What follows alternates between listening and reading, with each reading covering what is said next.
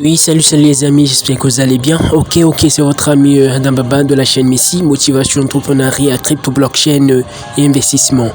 Nous parlons de tout ça sur notre chaîne YouTube.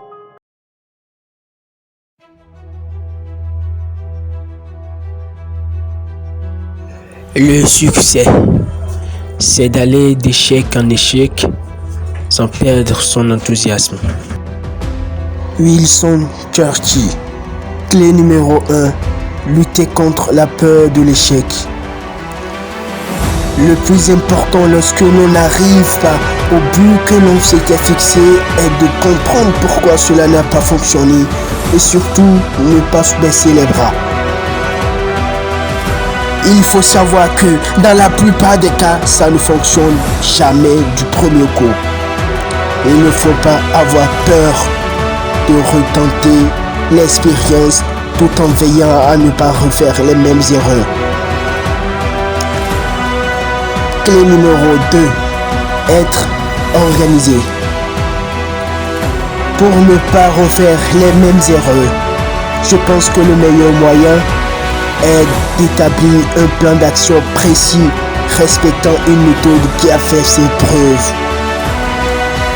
Il faut apprendre à se focaliser seulement sur une petite tâche plutôt que sur l'objectif final qui semble encore inaccessible à ce moment-là. Clé numéro 3. Avoir confiance en soi. Le dernier point qu'il est nécessaire de soulever lorsque l'on parle de succès concerne la confiance en soi. Tout simplement parce que je vous garantis que sur un projet de longue durée, vous aurez des baisses de morale et des baisses de confiance en vous. Ouais, cela est tout à fait normal. C'est dû au fait que personne ne peut être au top en permanence. Lorsque cela vous arrive, ne baissez pas les bras. Apprenez à comprendre ces phrases et mettez à profit des astuces pour vous remonter le moral. Pour transformer vos essais en succès, avancez à petits pas. Rayez le mot échec de votre vocabulaire. Soyez organisé et restez motivé. Qu'est-ce que le succès? Jean-Marc définit le succès comme le fait d'obtenir ce que vous voulez. Oui. Le succès peut être connu dans 3 aspects fondamentaux, à savoir l'aspect social. Cet aspect peut être résumé par les 2 notions suivantes: être connu et être reconnu. Être connu. Vous savez, toute personne a au fond d'elle l'envie d'être connue et aimée. Tout le monde préfère être entouré d'amis et avoir un cercle social important plutôt que de vivre dans la solitude. L'aspect social est très important dans le développement personnel et à chaque fois que vous rencontrez une nouvelle personne ou que vous effectuez une nouvelle activité, c'est comme si vous remportiez un petit succès social. Être reconnu. Lorsque vous avez un cercle social important, que vous êtes invité à participer à des soirées, à des voyages, vous vous sentez bien parce que vous êtes entouré et donc connu. L'aspect professionnel. L'aspect professionnel est indispensable pour être épanoui.